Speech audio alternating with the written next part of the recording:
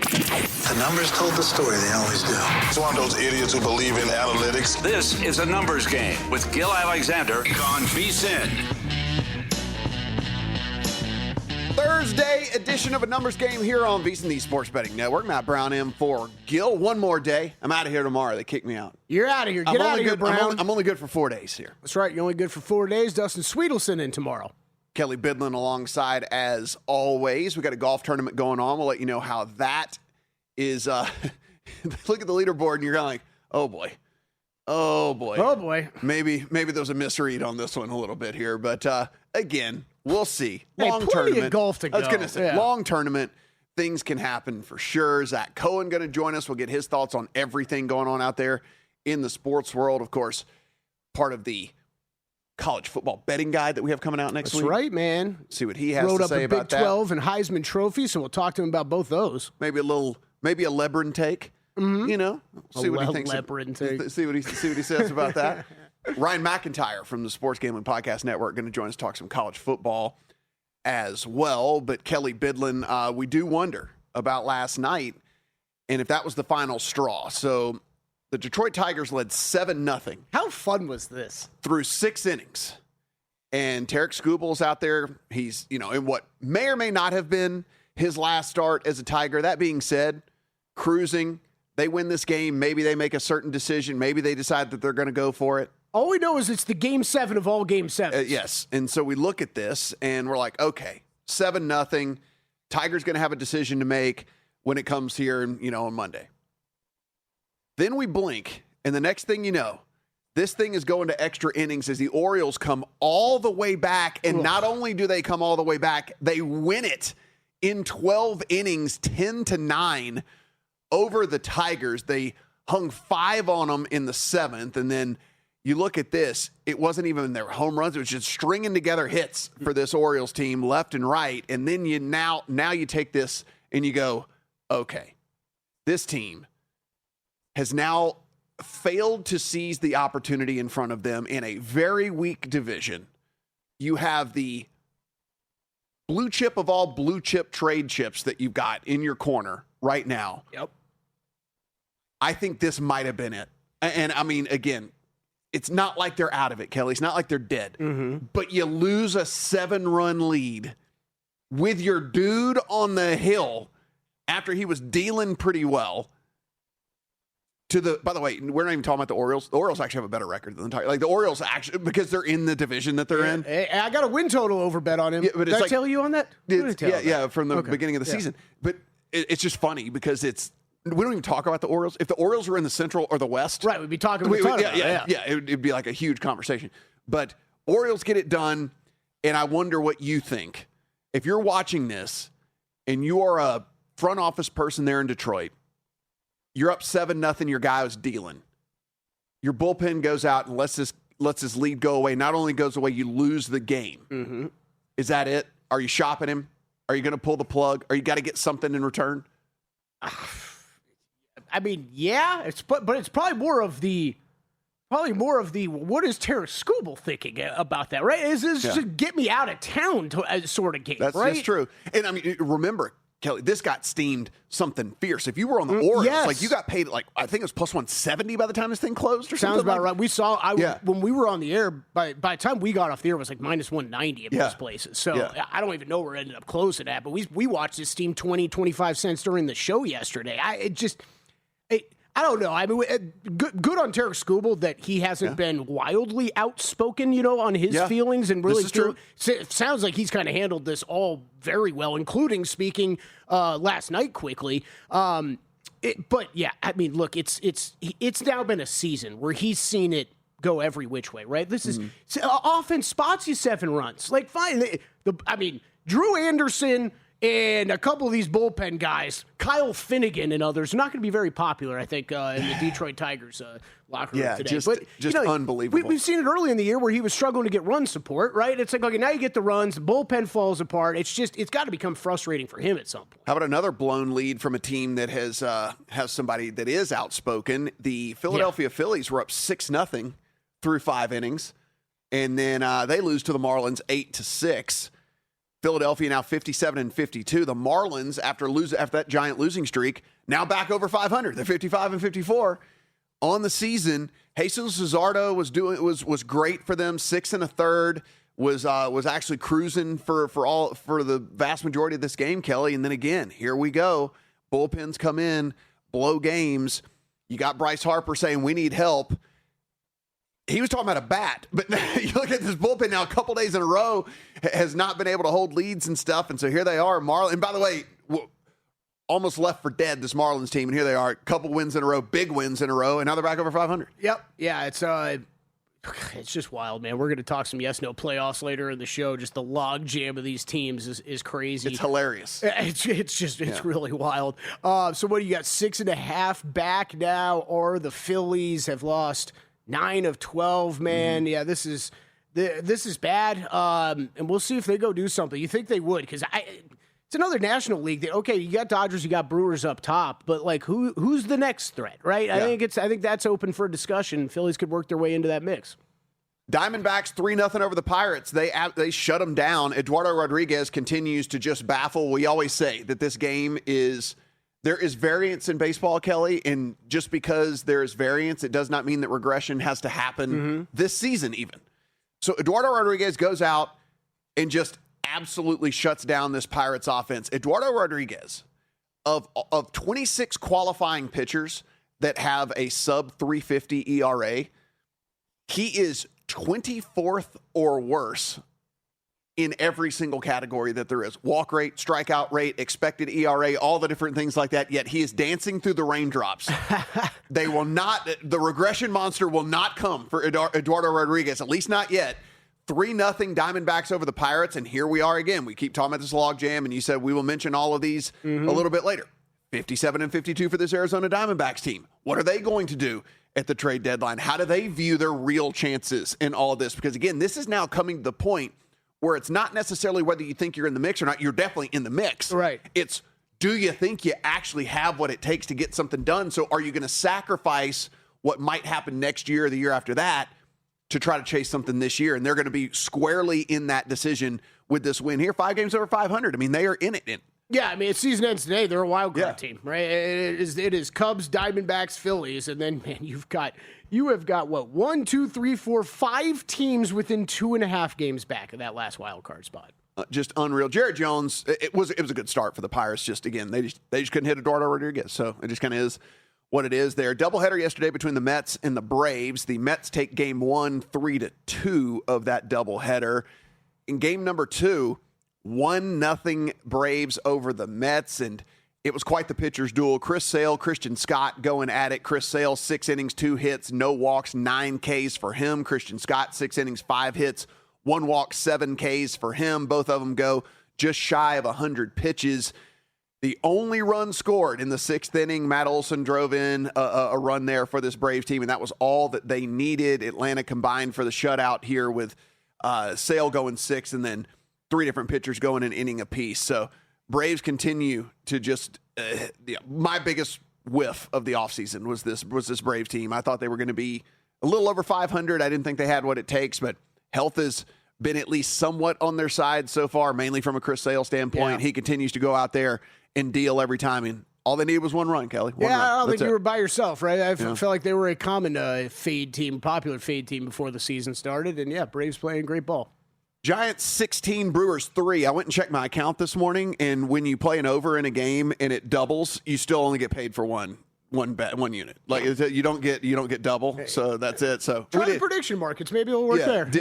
We did go 1-0 yesterday. This was the only bet in the account. The over 7.5 definitely got there. 19 runs were scored here in this game. Hey, good thing you played the game over and not my question about the Brewers team total over. Yes.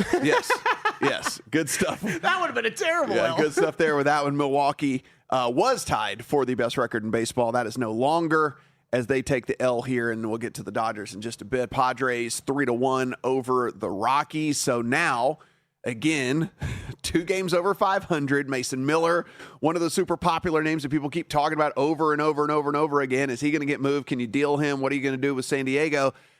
They are 2 games over 500. They are absolutely in the mix of everything. Can they possibly sit in a room and decide that they're going to be sellers, especially with the very best closer in all of baseball. Yeah. I mean, is the difference here with how the teams will be deciding this stuff, Matt, is just the American League is more open than the National League? I think so. Like the Padres could still make a move like that, and it could be justified a little bit. Yes, I think that it's one of the deals where I think it's easier for an NL team to punt on the season, even if they're in the middle of it, because they can just go, look how good the Brewers and Dodgers are. Right. And even the Braves. You maybe throw the Braves in there as well. Yeah. You just go, look how good those three teams are. Come on, we can't really do this. So you might be able to get away with it if you're the Padres and not lose the fan base. On the American League side, I think it's pretty tough. Right, yeah. Because there isn't a single team that anybody is scared of in the American League. Yeah, you just want, because it's you could also, I mean, you could keep Mason Miller. You could keep Mason Miller and still miss out on the playoffs. You know what I mean? And then that's kind of a lose-lose situation. So I think it's going to be interesting how the different leagues handle this going down the stretch here. Rays 3-0 shutout of the Rangers. Mackenzie Gore, 7 innings, 3 hits, 3 runs. He only gave up 3 hits, Kelly, for the Rangers. The problem was 2 of those 3 hits left the yard. And so when that happens, that's how you end up losing. Shucks. Yeah, that's how you end up losing 3-0 games. I only gave up 3 hits, but 2 of them were dingers. And so unfortunate start there for Mackenzie Gore. And again, Tampa continues to win. They just 63-44. Great season going on for them. Texas seems like a theme here. They're 55-53. So there's another team 2 games over 500. We'll continue to wrap up what happened last night in Major League Baseball, try to paint a picture here, what we think might happen moving forward, and what we think might happen come Monday, and get into one bet. Just another one bet for me today, Kelly. Don't love the slate, but hey, if we go 1-0 and keep going 1-0, we can make a bunch of money.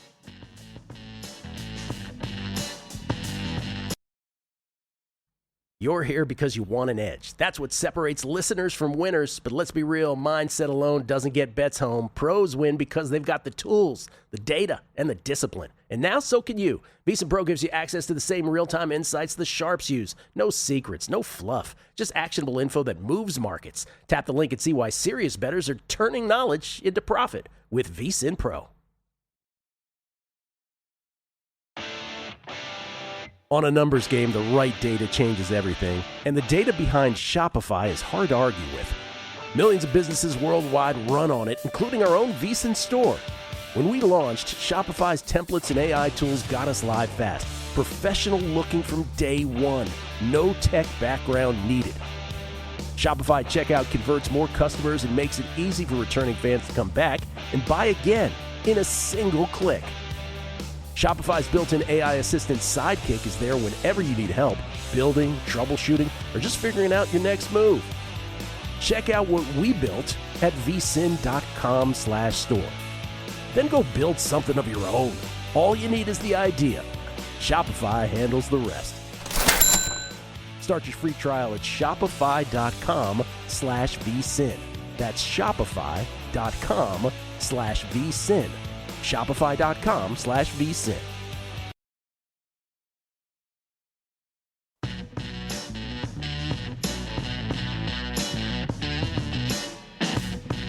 A numbers game on VSiN, the sports betting network. I've never played in a professional golf tournament, and I know these guys can do things that I would never be able to do in a million years. I don't think Jackson Coyvin's going to be able to get a very good shot off. Is right he here. attempting this? He's attempting this. I think he is going to. I thought they just showed his ball clearly lodged underneath a chain link fence. It is, but and he's going to hit it out of. But I think he pushed the fence because it's not a permanent structure. Right. And pushed him and was able to. I think he'll be able to get a club on it, but regardless, it's not going to be fun. It's not going to be fun. I always wonder, like, to what extent can you take that, right? Like, let's move this fence this much, and then let's pull one of the poles out and move it further back, right? Like, they're moving people right now. Yeah. Oh, I guess he called the rules official over. Maybe he's getting a free drop. He's got to be dropping it. I mean, one way or another. There's no way he's hitting that. Yeah, so maybe he gets a free drop because that's one of those not a permanent structure thing. Yeah, I think you're right. That's one of those like the tree roots, right? Where you'd be like, kid, just don't hit that shot anyways. Like, this is only terrible things can occur here. We we're sitting here and, you are having a real problem with this broadcast because they will not update. Ricky Fowler moved to 7 under like 7.5 minutes ago. Kelly is full on Brody from Mallrats right now, and he just keeps looking at the TV going like, they can't update the score bug. And it's just like, the kid is back on the escalator. Like, it's just over and over again. But yes. Back on the escalator. He's driving me nuts. Hey, we bet on these things. Sorry, the old television producer brain of mine cannot handle this, but we're about 10 minutes behind on whatever broadcast we have on of updating their score. So get with it, ESPN and or PGA Tour and or both, or whoever's, handling this. Somebody's on vacation right now, losing their mind, man. Their backup's dropping the ball. They are. Now joining us here on the guest line, Ryan McIntyre. You can find him over on the College Experience on Sports Gaming Podcast Network at Moneyline_Mac on the Twitter machine. How you doing, buddy? What's up, guys? How you doing? We're getting closer to college football. I hear you guys talking some golf. Yeah, that's right. We're getting close. We are getting close. We said it. We get to this point in the year, and Ryan, we are full speed ahead. Right, we are allowed to talk football as much as we want to. Once you get to the end of July, it does become football season, and so glad to have you on here to talk some college football. And got some win totals that I really do like that we can get in nice and early here. And one of them that kind of stuck out to me is Liberty at over 8.5 wins at some plus money. We know Liberty at a couple of years ago had basically the easiest schedule in the history of college football. They were going to go undefeated. It seemed like no matter what. Gotten a little bit tougher for them, but you still like them to get over that win total. Yeah, weird year last year. Liberty's proud program that spends a lot of money, spends almost like a Power 5 program, and for them to be 4-8, lost a ton of one-score games last year. 6 out of their 8 games were one-score losses. But Chadwell had some health issues at the coaching position, so they revamped their roster. They go out, they got more competition at the quarterback position. I think the defense has improved. I think they have a chance to win 10, 11 games. This is still a program that spends at the top of the Conference USA, which is by far the weakest of the conferences in college football. I expect a big bounce back year for the Flames down there in Lynchburg. Like it. Ryan, thanks for joining the show. Love having you on. I love these win totals, man. We got a bunch of overs that Ryan sent us, and there is nothing. Matt, I don't know about you. Mm-hmm. College football, sell me on an over 2.5 wins. I love that type of bet. UMass is where you're looking, Ryan. Make the case for them. Yeah, me and my co-host Colby Dant, we got a good laugh out of this doing the UMass preview the other night. But you look at their schedule, man, like, first off, I know they went 0-12 last year, so everybody looks at that. But they were the most injured team in college football. They go out. Another team that's spending at a higher level in the MAC with NIL. They've improved their roster. Pop Watson coming over from Virginia Tech, and Harismiak, year number 2. They bought 2 games. They're playing 2 FCS teams. So you're buying 2 wins there. Then you just need 1 FBS win to hit the over. I love that play. I think that they're closer to a 500 team in the MAC. So 2.5, I think you're stealing money here. Love it. Ryan, let's get to another plus money one because I do love these plus money ones as well. And you can find some plus money on Marshall over 7.5. Yeah, love the Thundering Herd here. Tony Gibson, year number 2. I thought they overachieved. Their win total was like 2.5 or 3.5 last year. They were chippy defensively. Year 2, Rod Smith at the offensive coordinator position. They invested in the portal as well. They get a great schedule with drawing the weaker teams from the opposing division. The Sun Belt's a throwback league where they still have the East and West. So Marshall drawing 2 of the bottom teams from the West. I think their only games that they're going to be underdogs are Penn State and James Madison. So and maybe Old Dominion. But so yeah, give me over 7.5 for the Herd. All right, we're going to head out to Mountain West now. And yes, I did need to confirm this before setting up this question, Matt Brown. Mountain West Conference, New Mexico, another one you're looking over with UNLV at the top of the odds for Mountain West, plus 260. New Mexico just a little bit further back, plus 265 over at DraftKings. Ryan, looking at over 7.5 wins for them, right? Yeah, Jason Eck did a great job year number 1. Won 9 games. He was great at Idaho the year before that. I just think that they won 9 games in a tougher Mountain West last year. They lose Boise, they lose Fresno State, they lose San Diego State, they lose Utah State. Those are 4 of the top tier teams in the Mountain West going over to the Pac-12. So now they get a watered down version of the Mountain West. I think this number's off. I think Eck and company challenge UNLV to win the Mountain West in year number 2. Talking to Ryan McIntyre, find him over College Experience over on Sports Gambling Podcast Network. Tell me about Iowa. I mean, Death Tax is Kirk Ferentz. It's not going to be sexy. It's not going to be entertaining. But all they do is win ball games. Last year, they finished 8-4, and they had 4 losses by combined, I believe, 15 points. They were right there to beat Mendoza in Indiana at home. Lose a tough one there. They lose on a walk-off field goal to Oregon. They almost win at USC. So all this team does is win ball games. It's never sexy. It's never entertaining. But we know how hard out they are at home. They get Ohio State coming to them in Iowa City for the first time in almost a decade. Last time Ohio State went there, they lost by 40. I just think Iowa gets a favorable schedule again, and over 7.5 wins. Ferentz wins 8 games every year, so I will bank on the over once again in Iowa City with that defense. Okay, I like it. And then heading to the Big 12, they might be 50-1 to win the conference, but you're going to look over on West Virginia as well. Yeah, I think the Mountaineers are going to start the year 7-0. I think they got a great schedule. Rich Rod, year number 2, always takes a step traditionally. Bringing Cam Cook, leading rusher in the country last year from Jack State. Michael Hawkins coming over from Oklahoma. Offensive line is revamped, bringing in Trickett back. And I think the defense has improved. So you look at the schedule, you get UVA in a neutral, in quotes. That game will be more of a Mountaineer crowd. And then you get 2 first-year head coaches and Iowa State and OK State. And then you get Arizona and Cincinnati. So you start 3 out of 4 at home. I think you hit that over 5.5 by Halloween at the latest. And, yeah, I am sprinkling the gold and blue here to win the Big 12. Ooh, like it. All right, Ryan, let's go to the couple of these big boy conferences and get your overall thoughts on them. The SEC led by Georgia and Texas, but not, still in single digits as A&M, Alabama, LSU, all to win the SEC. Which one of these teams do you like? Which one of these teams do you hate? I mean, by default, I like Georgia. I'm going to just take Kirby Smart blindly once again. Gunnar Stockton, they bring back a ton defensively. They also got, I don't know what they do. They always have a great schedule here. They only have 4 true road games, which is a plus compared to some teams that got to play 6 or, heck, maybe even 7. And I just think that they always find a way to get to Atlanta. And when they get to Atlanta, it's basically playing a home game. I think Georgia, Texas, we get a rematch of 2 years ago, and I'll take Kirby Smart over Sarkisian in the final once again. The team I'm out on in the SEC, I'm out on LSU. I'm fading the hype train in year number 1 of Lane Kiffin. So I know Sam Levitt comes over, super talented, but coming off an injury, too much noise for me in year number 1. Man, hates LSU. Did you hear that, Matt? Look at the third guy this week. just hates LSU. Like the third guy hates this your week. alma mater. Real quick, Ryan, Big Ten, Ohio State, Indiana, Oregon, is it just a race between those 3 teams?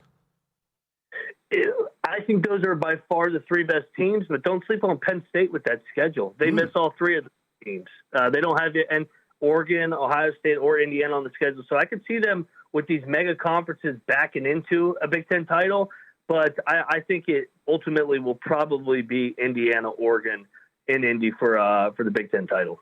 He is Ryan McIntyre. Find him over the College Experience over on the Sports Gambling Podcast Network at Moneyline_Mac on the Twitter machine. Appreciate the time, buddy, and good luck. Thanks, guys. Appreciate it. Thanks, Ryan. Good stuff. The over 2.5. I love that. That's a win total you can sell me on. UMass. The LSU they play on Tuesdays hatred and Wednesdays, too. Is egregious on this network. Hate the Tigers. Everybody hates the Tigers. Everyone hates the Tigers. That's okay. It gets to be your week. The past 2 weeks, I've had to sit through pro-Miami, negative FSU stuff. I did go into the college football guide thing, and I did remove LSU from winning the MAC and the Big 12 and all Oh, of that. that was nice of you. At least I did do Made that. things easier for Zach. Good.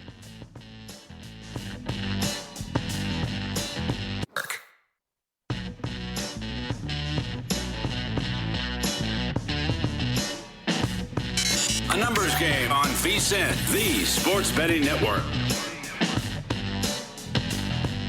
Numbers game here on VSiN. Matt and for Gil.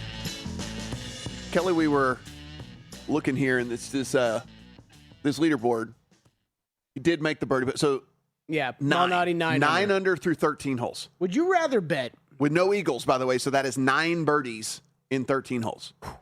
Would you rather bet right now live Keegan Bradley at 15-1, Ricky Fowler at 17-1, or Peter Malnati at 20-1? Ricky, because just at least that way I could root for someone that I want to root that you for. actually want to win? Okay. Yeah, because none of the three are going to win. I wouldn't bet any of those, by the way. Yes. I'm bringing them up because I don't think any of them are good bets right now. No, none of the three of them are going to win. So we at least know that. Head out to the guest line. Our very own Zach Cohen going to join us here. You can find his work every single day over on VSiN.com at Betting on X on the Twitter machine. Zach, how you doing, buddy? I'm good. How are you guys doing?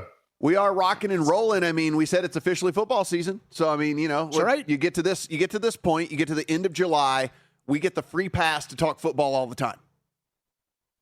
Yep, absolutely. It's when Zach Cohen has to stop writing about tennis, NBA things, and has to start writing about football. Yeah, he can Whatever no longer day that is, he needs to launch. He needs to shoot a flare up. Yeah, let us all know. Yeah, he can no longer write about 100 tournaments or whatever, anything like that. He's just like, okay, yeah, we're gonna get into some football here. And by the way, you did do that with the college football guide that comes out next week.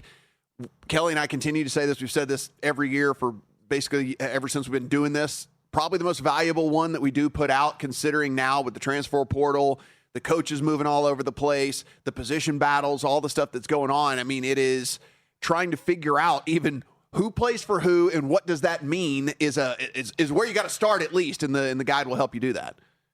Yeah, the guide is tremendous. We all do, great work on it. And like you said, so much is changing from year to year. Like UCLA is just James Madison now. Like you need to know this stuff. So we have you covered with all the transfers, with everything that's happening. It's really, really important that you are looking for help before betting on college football now. Yeah, we need it as much as anybody. Okay, I know one of the conferences that you drew up was the Big 12. Biggest takeaways from the Big 12 as we head into the season? Yeah, so I kind of wanted to go in and not really have Texas Tech. I just feel like everybody has them, but it is really difficult when you look at their schedule. They really don't have any clear losses when looking at that thing. So the over for them at 10.5 is minus 200, and it's for good reason. And I did see a lot of our experts and, kind of proofing the college football betting guide have Texas Tech to win the Big 12, but I actually do think it's going to end up being BYU. I think that BYU has a tougher road to get there. Getting to the actual Big 12 championship game will be a challenge, but I just kind of feel like you look at that team, and Kalani Sitake has done such a good job with his alma mater, and he now has kind of the funding to go to war with some of these big brands in college football. And I do think that team brought back a ton of talent from last year, including running back LJ Martin, who's one of the best in the country. They beefed up their offensive line. Bear Bachmeier will be a sophomore, not a freshman. I think that's going to be huge as he looks to take some steps forward as a passer, because last year he was really good as a runner and just kind of above average as a passer. I think this year he kind of makes a leap as a thrower. And defensively, I have no concerns about that team. Even with the defensive coordinator having moved on, I do think this is going to be a team that does make the college football playoffs. So I have BYU over 8.5 wins, and I also have them to make the playoff.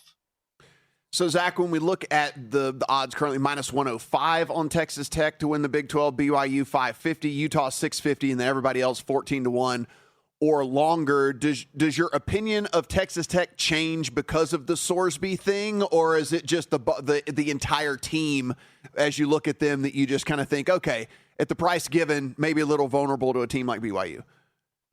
Yeah, so with Texas Tech, I wrote this up in the guide, but I have no worries about them in the regular season. I think that no matter who is under center for them, they should be fine. My concern with Texas Tech is that you see something very similar to last year where they dominate the Big 12 regular season, they get to the postseason, and that's where they begin to struggle. I think that if they play BYU in that Big 12 championship game, they'll lose because of their quarterback situation. And I think that if they go to the college football playoff, which they really should, that's where they might get beaten down in a similar fashion to what they did last year. I don't really believe in the quarterback options. I think that even if Will Hammond is healthy, I don't think that's the guy that they want under center. Obviously, they went out and paid Sorsby for a reason, and it didn't work out. Now you have a starter in there that you really proved that you don't believe in very much, and also he's coming off a torn ACL, so it's not the greatest situation in the world for them. Zach, is there a team that's a little bit further down on the board, let's say starting at a Kansas State and getting a little bit deeper after that, a team that you think has a chance to surprise, make some noise in a good way this year, maybe make the playoffs?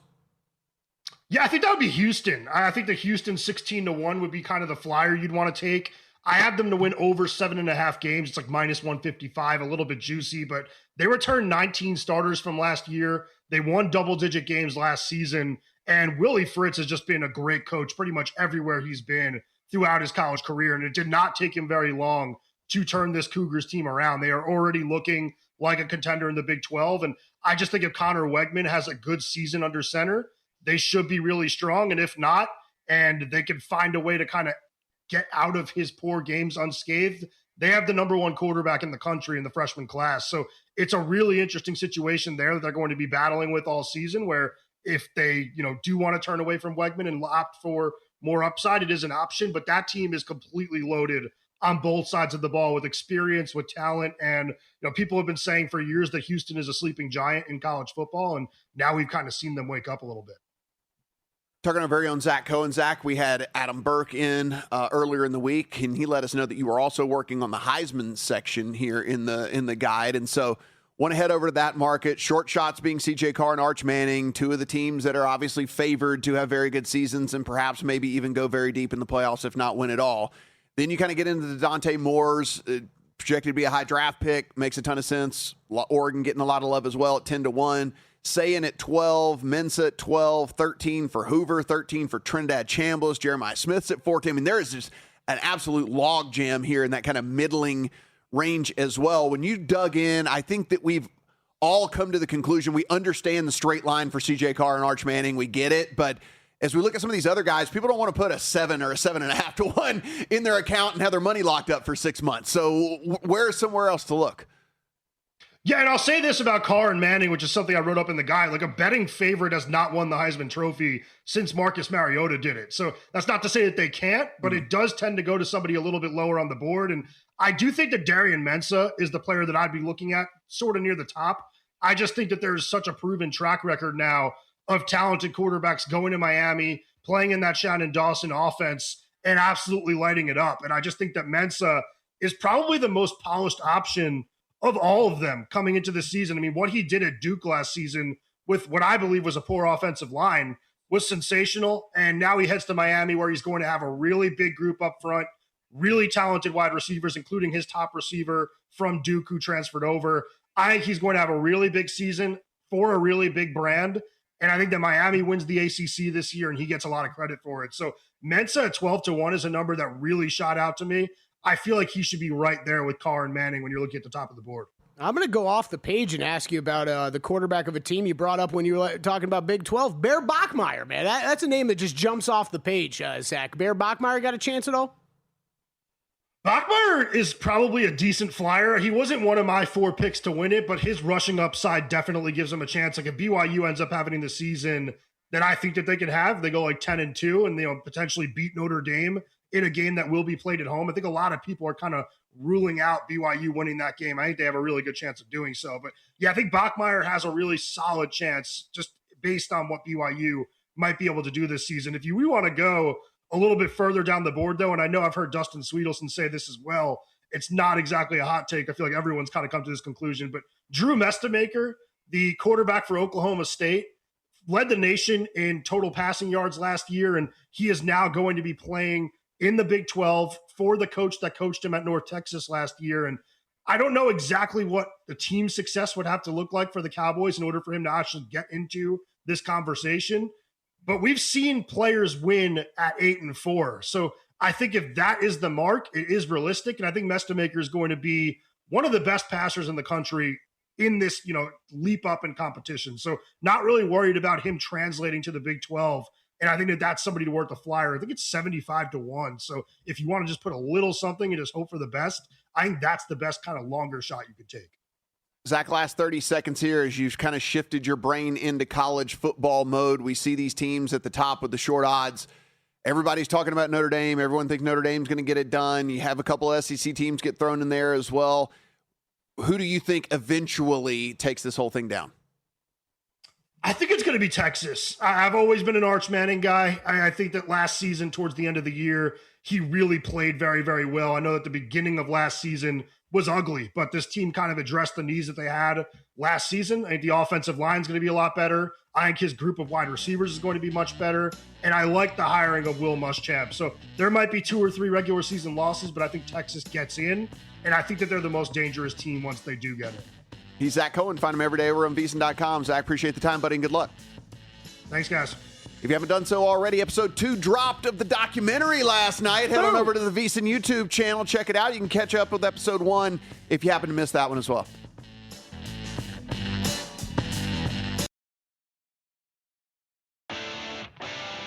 On a numbers game, the right data changes everything, and the data behind Shopify is hard to argue with.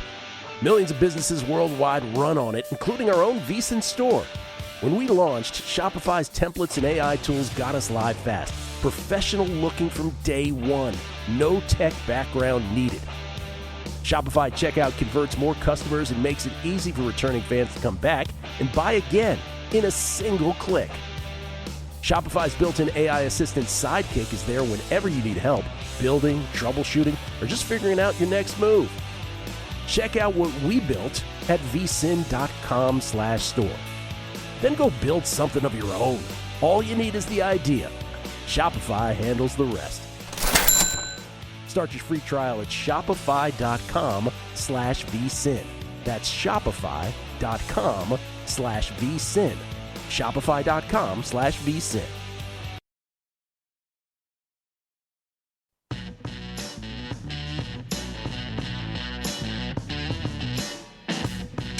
A numbers game on VSiN, the sports betting network. Final segment. Numbers game here on a Thursday. Matt and Kelly, you sent me down a rabbit hole here because you brought up the WWE stuff. SummerSlam. There's a page on ESPN, and it was key stats. Oh God! For each match. God. This is even worse than I thought it was. So I had to. Well, I mean, I didn't have time to read it, but it does say key stats for the match. Wonder how many strikes were landed. It's got to be stuff like that, right? It's got to be takedowns, right? Takedowns has to be on there. All right, so listen, you and I knowing absolutely nothing about wrestling. You find the stats, I'll go through the bets. How about that? No, I was we're gonna have a bet on this. Oh yeah. I'm pulling up the odds on the. No, but you and I are gonna have a bet on the wrestling. Okay. So you just pick one side, I pick the other side. There's no odds. Oh, there's places that have no, but odds. but you know what I'm saying though. I mean, like you and I. Of course, I know what you're saying. Well, then don't pull up the. You're gonna know who's supposed to win. Then turn that off. This is cheat. I'm trying to help the audience. This is cheat. This All is right, cheating. fine. This is cheating. I only have one bet. The White Sox, the Yankees.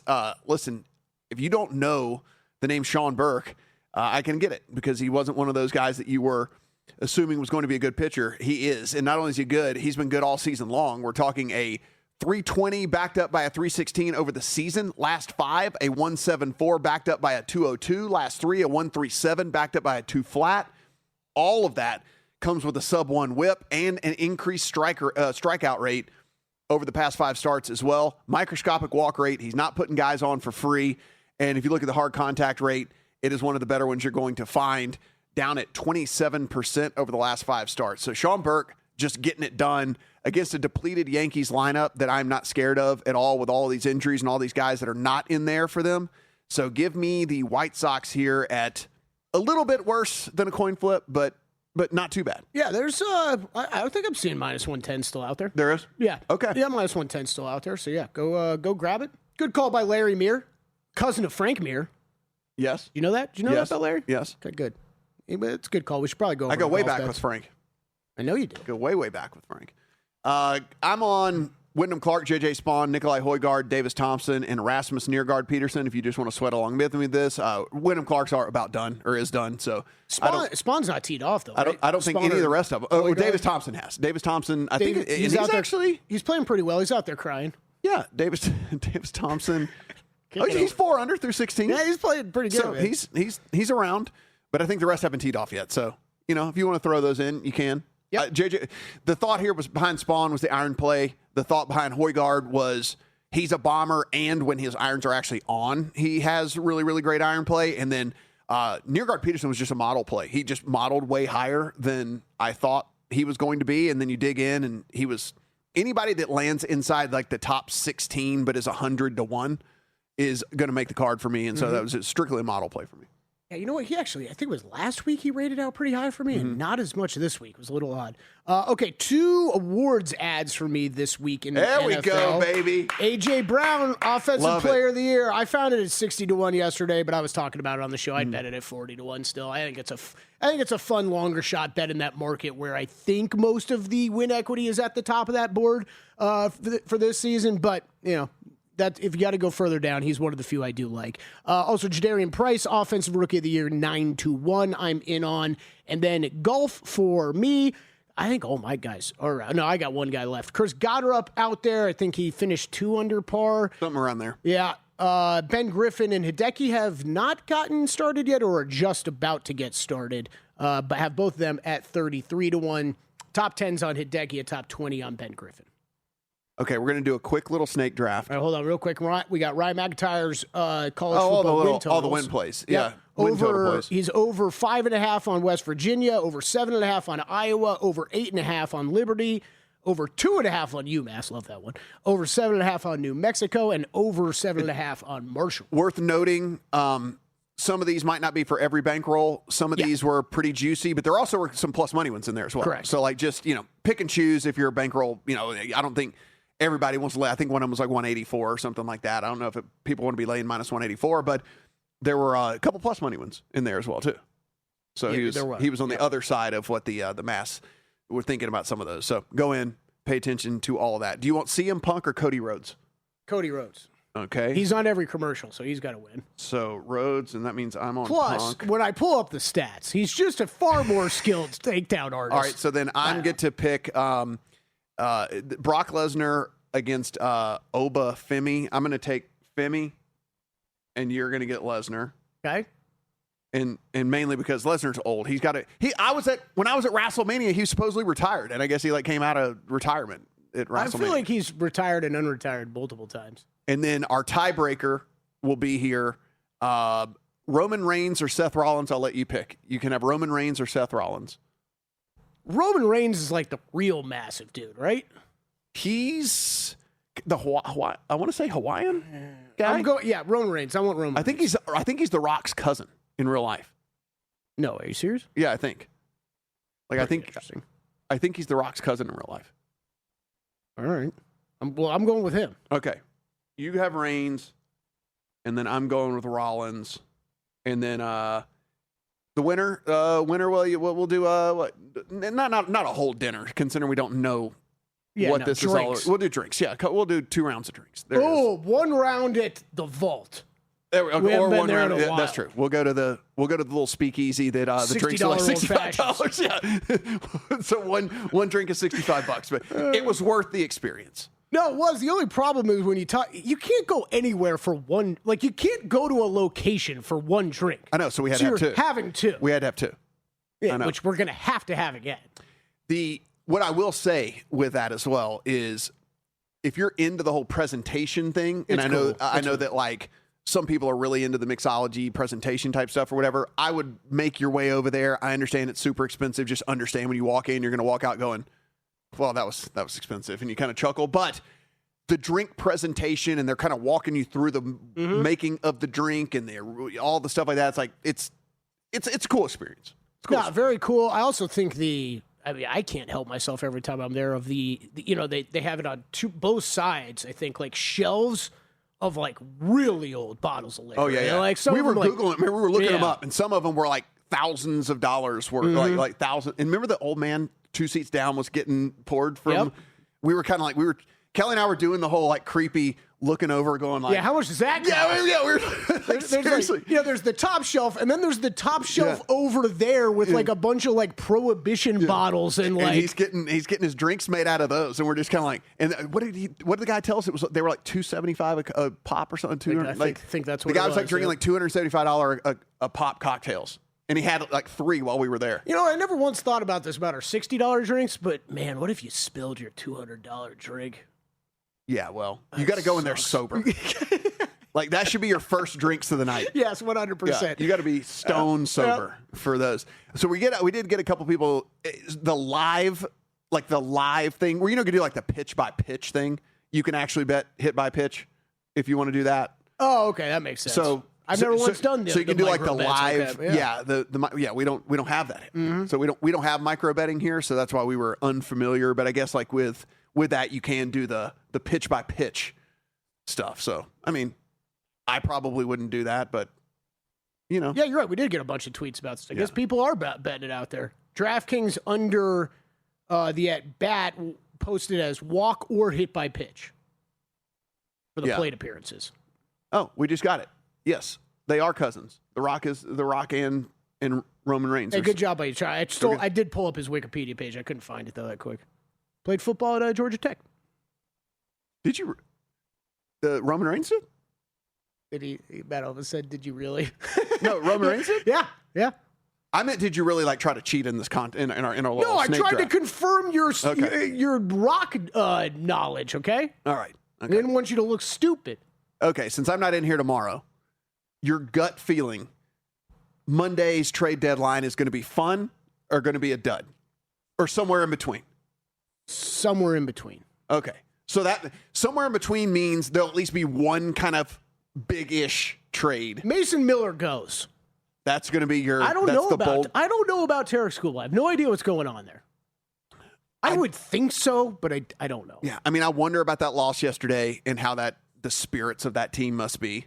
But, I mean, dude, the division's not good. Can we circle back to that just to end the show? The fact that Hinch went out, 2 weeks ago? Was it 2 weeks at this point? Maybe a week, whatever. And he said, this is a game 7, every game from here on out for us.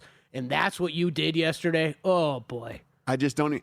By the way, we keep talking about the Orioles winning that game. They're 53-56. If they were in the Central, they would be 2 games out of first. If they were in the West, they would also be 2.5 games out of first. Yeah, that win total's kind of back from the dead, huh? Yeah. 85.5. Let's go, O's. To stay with our WWE theme, Undertaker gif. I know that one. There we go. The Undertaker gif coming in. Guys, don't go anywhere. We're going to have prop points following us. Then Stormy and JVT take over with Money Moves. And in the afternoon, Mitch and Dustin in here for Follow the Money. Good luck on all your bets.